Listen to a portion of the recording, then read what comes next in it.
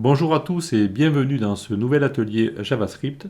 Cette fois-ci, nous allons nous intéresser à la mesure des angles dans un triangle lorsque nous connaissons uniquement les coordonnées des 3 points du triangle. Avant de continuer et afin de mieux comprendre la problématique, je vais vous présenter un projet que j'avais réalisé dans le domaine médical afin d'effectuer des mesures sur des radiographies de profil pour évaluer des caractéristiques de développement crâno-facial. Alors je ne vais pas rentrer dans le détail médical bien sûr, mais en gros il s'agissait sur des radios qui s'affichaient tour à tour dans cette page de créer 4 points afin de déterminer des positions et créer des angles et évaluer une classification en fonction de la valeur des angles. On avait tout un tas de radiographies à disposition, on voit ici qu'il y en a plus de 3000, et à la fin on allait les dispatcher et les ventiler dans des dossiers correspondant à leur classification. Alors comment ça fonctionnait? Après avoir cliqué sur le bouton démarrer ici, il suffisait de cliquer et de créer 4 points, alors de manière très précise bien sûr. Alors moi je vais le faire approximativement parce que je ne suis pas médecin, mais en gros il y avait un point par ici, un point ici en haut du crâne, après sur la mâchoire supérieure et un dernier point sur la mâchoire inférieure.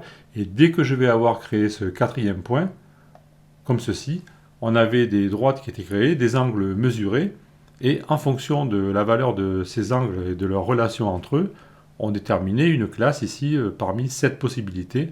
Donc je vois ici que j'ai une classe 0,5, et si je validais la mesure, si je revenais sur mes dossiers, dans le dossier 0,5, je vois que j'avais un premier fichier qui était créé. Donc le but c'était de classifier comme ça, après avoir passé toutes les radios en revue, les ranger dans des classifications en fonction des angles mesurés une fois que les points ont été créés. Maintenant, au niveau purement théorique, nous allons avoir un problème, c'est-à-dire que pour un triangle donné, si nous ne disposons que des coordonnées des points, nous ne pouvons pas calculer directement un angle quelconque de ce triangle. Pour faire ceci, nous avons besoin de connaître la longueur des 3 côtés. Et pour calculer cet angle, une fois que nous allons connaître la longueur des 3 côtés, nous pouvons utiliser le théorème d'Al-Kashi. Et le théorème d'Al-Kashi, nous allons voir ce que c'est tout de suite. Je retourne ici dans l'explorateur. J'ai simplement fait une recherche Wikipédia loi des cosinus. Il m'a trouvé une page Wikipédia qui concerne la loi des cosinus. Je vais l'ouvrir. Et en descendant un petit peu dans la page, ici à ce niveau-là, je vais trouver le théorème et ses applications. Et on nous apprend que la loi des cosinus généralise le théorème de Pythagore. Alors je vous rappelle que le théorème de Pythagore, il fonctionne dans un triangle rectangle et il nous dit que la somme des carrés des côtés est égale au carré de l'hypoténuse. Vous vous en rappelez sûrement de vos cours du lycée. Mais le théorème de Al-Kashi, lui, il a généralisé tout cela à un triangle quelconque. Dans notre cas particulier, où on connaît les 3 côtés du triangle, enfin on va les déterminer, on peut calculer un angle quelconque en utilisant la formule suivante. Donc l'angle alpha ou gamma, je sais pas, est égal au cosinus inverse, donc arc cosinus de A2 plus B2 moins C2 divisé par 2AB, tout en sachant que ABC représente la longueur des 3 côtés du triangle, simplement. Dans notre cas de figure, nous, après avoir cliqué dans notre image, nous ne disposons que des coordonnées x, y de chaque point cliqué qui constitue le triangle.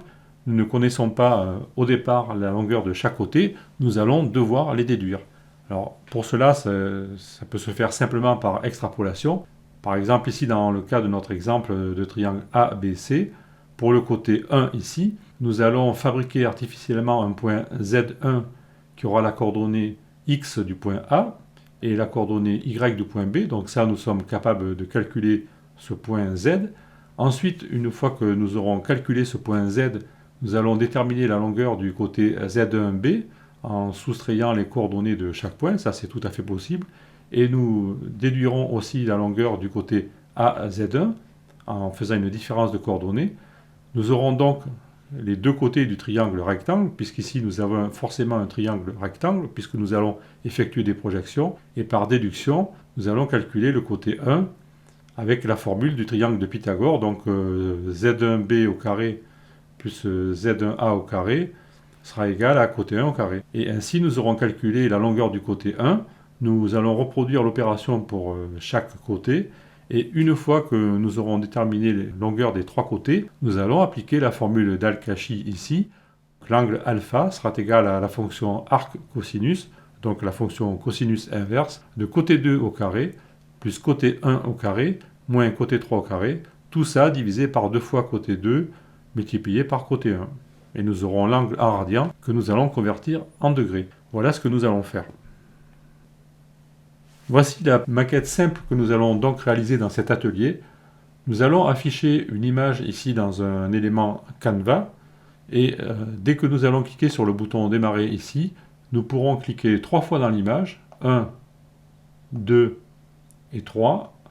Et une fois que nous aurons fini de cliquer, les points et les droites vont se créer pour déterminer l'angle et nous aurons la mesure de l'angle qui va s'afficher ici en haut, 119 degrés, 4 dans notre cas. Nous pourrons cliquer sur le bouton mesurer un autre angle, par exemple pour recommencer une nouvelle mesure, donc deuxième point, troisième point, et nous aurons l'angle détecté qui s'affichera ici. Je vais créer un angle droit ici pour vérifier que ça marche avec une valeur connue. Je crée à peu près un angle droit, je vois que j'ai 89,5 degrés. Donc ça fonctionne parfaitement. Voici ce que nous allons réaliser. Nous allons faire ceci sans utiliser jQuery, c'est-à-dire que nous allons manipuler le DOM avec les fonctions natives de JavaScript.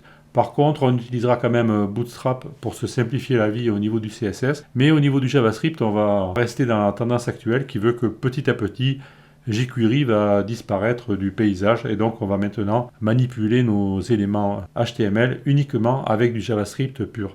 Donc, je vous donne rendez-vous dans la vidéo suivante pour commencer cet atelier. A tout de suite.